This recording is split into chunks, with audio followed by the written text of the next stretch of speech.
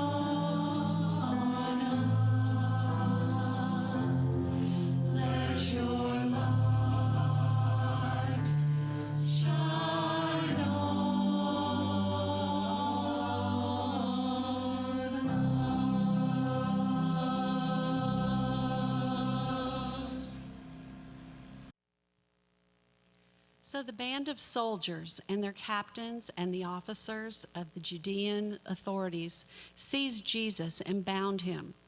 First they led him to Annas, for he was the father-in-law of Caiaphas, who was the high priest that year. It was Caiaphas who had given counsel to the religious authorities that it was expedient that one man should die for the people.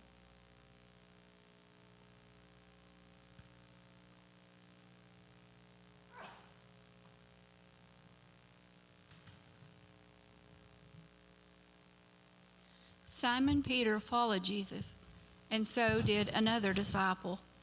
As the disciple was known to the high priest, he entered the court of the high priest along with Jesus, while Peter stood outside the door. So the other disciple, who was known to the high priest, went out and spoke to the woman who guarded the gate and brought Peter in. The woman who guarded the gate said to Peter, "Are not you also one of this man's disciples?" He said, "I am not." Now the servants and officers had made a charcoal fire, because it was cold, and they were standing and warming themselves. Peter also was with them, standing and warming himself.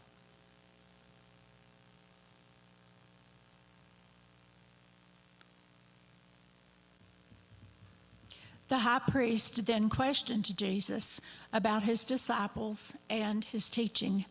Jesus answered him, "I have spoken openly to the world.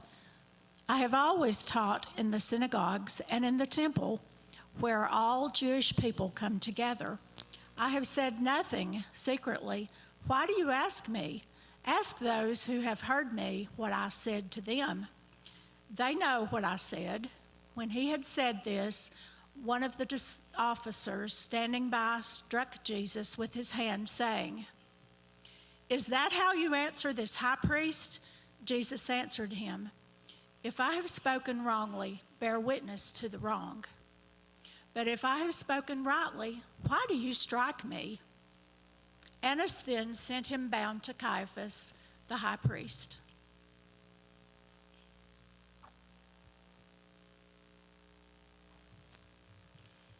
Now Simon Peter was standing and warming himself. They said to him, "Are not you one of his disciples?" He denied it and said, "I am not." One of the servants of the high priest, a kinsman of the man whose ear Peter had cut off, asked, "Did I not see you in the garden with him?"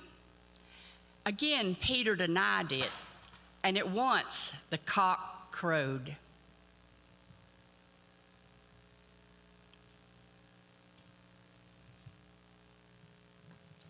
Then they led Jesus from the house of Caiaphas to Pilate's headquarters. It was early. They themselves did not enter the headquarters, so they might not be defiled, but might eat the Passover. So Pilate went out to them and said, "What accusation do you bring against this man?" They answered him, "If this man were not an evildoer, we would not have handed him over." Pilate said to them, "Take him yourselves and judge him by your own law." The religious authorities said to him, "It is not lawful for us to put a man to death." This was to fulfill the word which Jesus had spoken, to show by what death he was to die.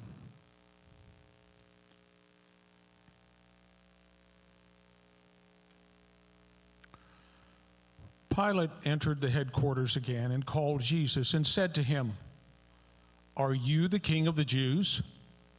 Jesus answered, "Do you say this of your own accord, or did others say it to you about me?" Pilate answered, "Am I a Jew? Your own nation and the chief priests have handed you over to me. What have you done?" Jesus answered, "My kingship is not of this world. If my kingship were of this world, my servants would fight, that I might not be handed over to the religious authorities. But my kingship is not from this world." Pilate said to him, "So, you are a king?" And Jesus answered, "You say that I am a king. For this I was born, and for this I have come into the world to bear witness to the truth. Every one of you who is the truth hears my voice." And Pilate said to him, "What is the truth?"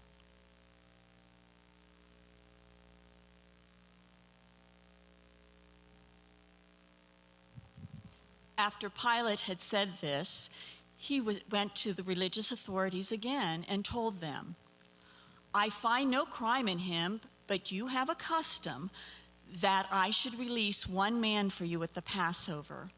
Will you have me release for you the King of the Jews?" They cried out, "Not this man, but Barabbas." Now, Barabbas was a robber.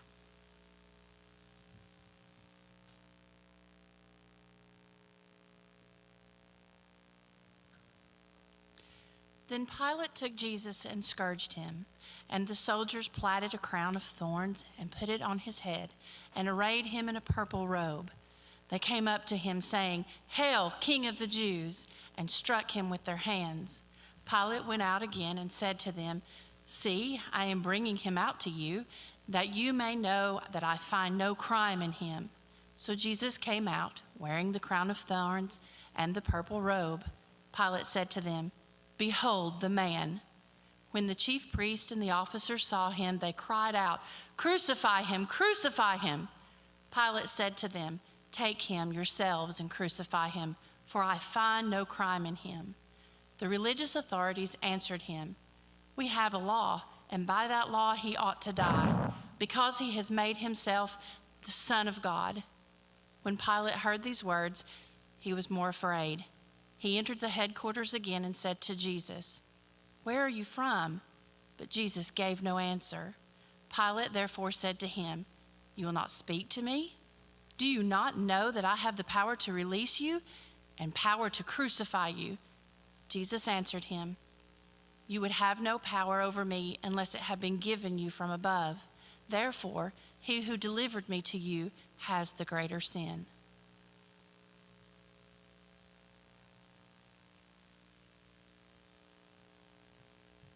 Upon this, Pilate sought to release him. But the religious authorities cried out, "If you release this man, you are not Caesar's friend. Everyone who makes himself a king sets himself against Caesar." When Pilate heard these words, he brought Jesus out and sat down on the judgment seat at a place called the Pavement, and in Hebrew, Gabbatha. Now it was this day, the day of preparation of Passover, and it was about the 6th hour.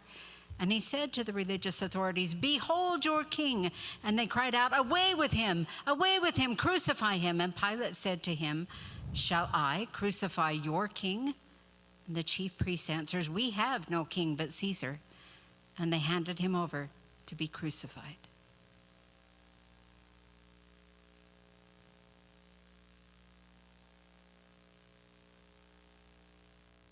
So they took Jesus, and he went out, bearing his own cross, to the place called the place of a skull, which is called in Hebrew Golgotha. There they crucified him, and with him 2 others, one on either side, and Jesus between them. Pilate also wrote a title and put it on the cross. It read, "Jesus of Nazareth, the King of the Jews." Many of the Judeans read this title, for the place where Jesus was crucified was near the city. And it was written in Hebrew, in Latin, and Greek. The Jewish chief priest then said to Pilate, "Do not write the King of the Jews, but this man said, 'I am the King of the Jews.'" Pilate answered, "What I have written, I have written."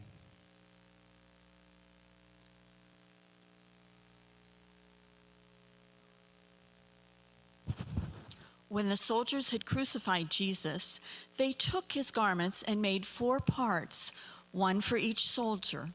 Also his tunic, but the tunic was without seam, woven from top to bottom. So they said to one another, "Let us not tear it, but cast lots for it to see whose it shall be." Well, this was to fulfill the scripture. They parted my garments among them, and my clothing they cast lots.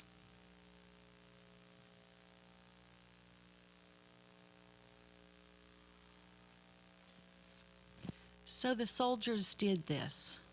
But standing by the cross of Jesus were his mother and his mother's sister, and Mary, wife of Clopas, and Mary Magdalene. When Jesus saw his mother and the disciple whom he loved standing near, he said to his mother, "Woman, behold your son." Then he said to the disciple, "Behold your mother." And from that hour the disciple took her to his own home.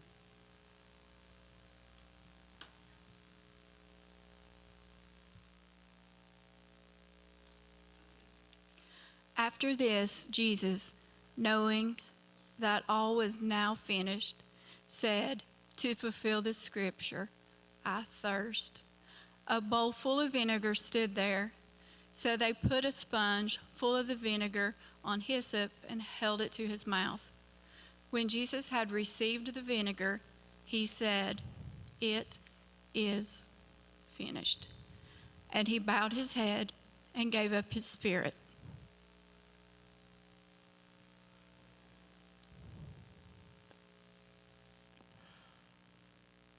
Since it was the day of preparation, in order to prevent the bodies from remaining on the cross of the Sabbath, for that Sabbath was a high day, the religious authorities asked Pilate that their legs might be broken and that they might be taken away. So the soldiers came and broke the legs of the first and of the other who had been crucified with him. But when they came to Jesus and saw that he was already dead, they did not break his legs. But one of the soldiers pierced his side with a spear, and at once there came out blood and water. He who saw it has borne witness. His testimony is true, and he knows that he tells the truth, that you also may believe. For these things took place that the scripture might be fulfilled, not a bone of him shall be broken. And again, another scripture says, they shall look on him who they have pierced.